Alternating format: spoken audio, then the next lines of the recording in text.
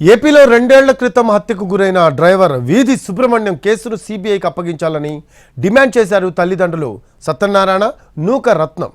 రాజమండ్రిలో మీడియా ముందుకు వచ్చిన బాధితులు తమ కొడుకు హత్య కేసులో సమగ్ర దర్యాప్తు చేసి ఎమ్మెల్సీ అనంత బాబుకు కఠిన శిక్ష పడేలా చూడాలని ఏపీ ప్రభుత్వానికి విజ్ఞప్తి చేశారు.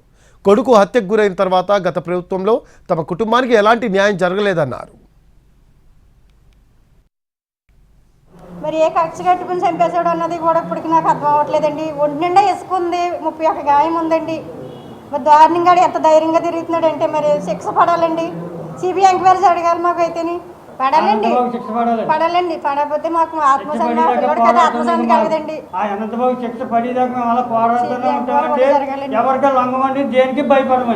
మేము భయపడకుండా ఉన్నామండి ఇప్పటి వరకు కూడా. పాలాభిషేకం చేసి తీసుకొచ్చారండి రాజమండ్రి సెంట్రల్ జైలు నుంచి.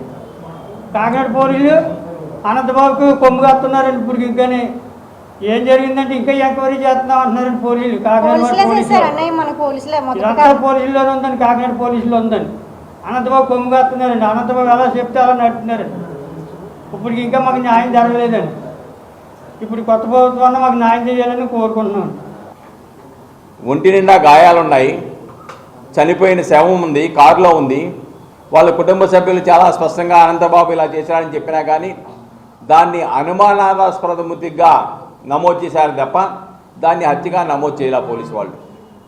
సరే 20వ తారీఖున మరుసటి రోజు అదే రోజు కుటుంబ సభ్యులను అడిగితే అనంతబాబు ఇలా తీసుకొచ్చి పెట్టాడు, ఇలా గాయాలతో ఇలా జరిగిందని అంటే అది మర్డర్ కేసుగా నమోదు చేయలేదు, అనంతబాబును ముద్దాయిగా చూపించలేదు. కానీ పోస్ట్ మార్టం అయిపోయిన తర్వాత అప్పుడు దాన్ని హత్య నేరంగా మార్పు చేశారు. అధికారంలో ఉండే వైఎస్ఆర్సీపీ యొక్క అడుగుజాడల్లో పోలీసులు కూడా నడిచి విచారణ సక్రమంగా జరపలేదు. కాబట్టి ఆ అధికారుల మీద, పోలీసు అధికారుల మీద సమగ్ర విచారణ జరపాలి. ఎవరైతే ముద్దాయికి సహకరించడానికి వ్యవహరించారో వాళ్ళందరి మీద కూడా శాఖాపరమైన చర్యలు తీసుకొని చట్టపరమైన చర్యలు తీసుకోవాలి. రెండోది, ఈ కేసు విచారణని ప్రత్యేక